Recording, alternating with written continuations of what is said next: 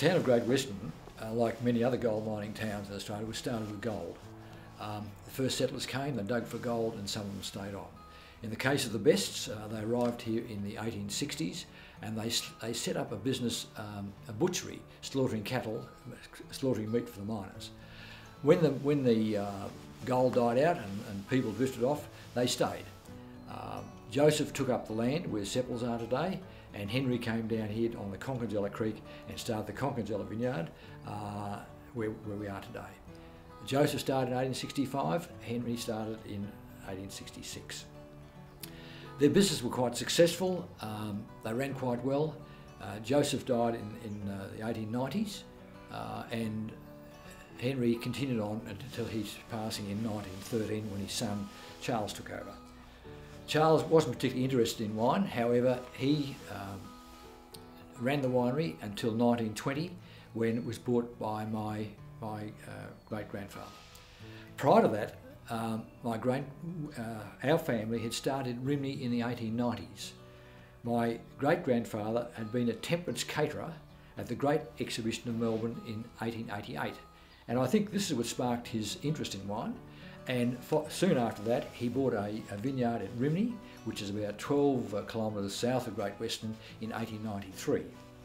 He then moved to Rimney, and where they ran their vineyard, and it was quite successful.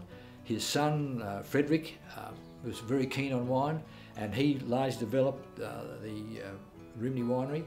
And then when in 1920, they had the opportunity to purchase the vineyard here at Great Western, the Conkingella Vineyard, from Charles Best. So at that stage we had the Thomson Vineyard at Rimney, and we had the Best Vineyard at Conkingella Vineyard at Great Western. This continued on for a number of years, quite successful in the early 20s, but then the Depression really started to bite.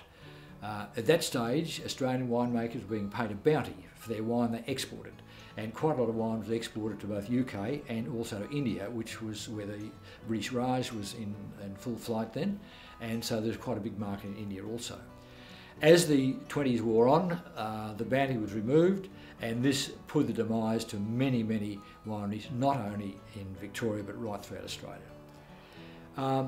In 1926, due to the economic climate, we had to make a choice of whether they kept the Rimney vineyard or kept this vineyard and sold the other one. What they did in actual fact, they sold the Rimney vineyard because it did have some problems up there, not as good soil types, soil erosion, a bit of salinity. They considered the Conkingella Vineyard a Great Western superior, so they sold the land at Rimney and held the vineyard here at Great Western. During the late 30s, things didn't get any better. Things were pretty tough, and in 1930, the bank took over the property here, and we were forced off the property. Just prior to that, however, my grandfather, who was, unlike his grandson, was very fond and a very good duck shot, went shooting. Used to go shooting up to Swan Hill. On the way up, not far from Swan Hill, he took a wrong turn and went to a place called Lake Boga, where he saw a vineyard.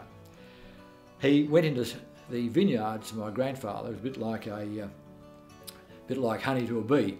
So he went into the vineyard, got to know the gentleman up there quite well, and created quite a good friendship and some knowledge of the area.